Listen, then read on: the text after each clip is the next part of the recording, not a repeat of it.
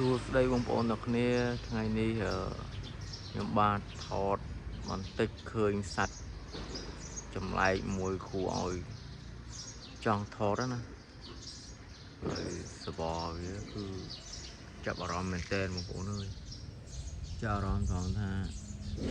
អត់ដឹងថាព្រលឹមឡើងគាត់គិតអីទេនេះបងប្អូនស្គាល់ទេសัตว์ហ្នឹងតាចាស់ឬក៏សត្វថ្លែងឬក៏សត្វគួយចំណែកខ្ញុំដូចពិបាកដែរលេងព្រលឹមឡើងលេងមកអញ្ចឹងដែរហើយលាយឡំនឹងតាមពើទឹកបងប្អូនមើល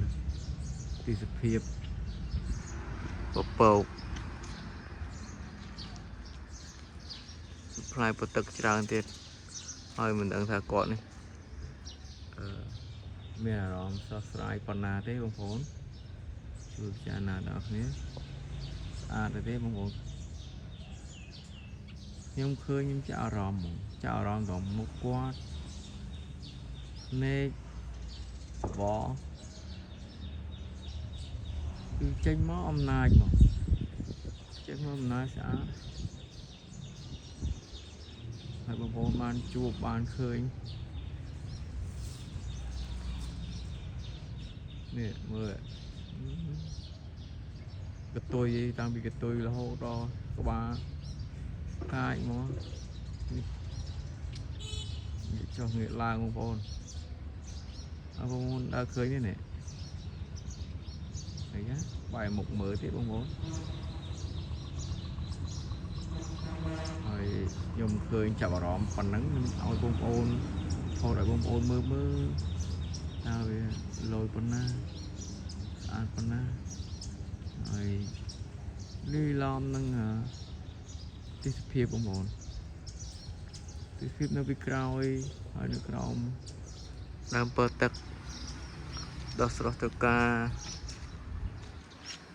គួរឲ្យចាប់អារម្មណ៍ជាមួយនឹងពពកដ៏ស្រស់ស្អាតខ្យល់បក់ហើយផាត់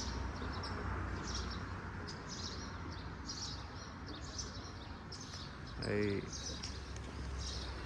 ដូចខ្ញុំប្រាប់បងប្អូនខ្ញុំចាប់អារម្មណ៍ត្រង់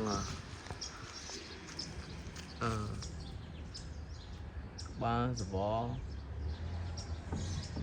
គឺអំណាចមកឃើញចឹងវីដេអូមួយនេះខ្ញុំបង្ហោះនៅក្នុង YouTube ដើម្បីឲ្យបងប្អូនឃើញនៃសត្វមិនដឹងជាសត្វស្អីទេបងប្អូន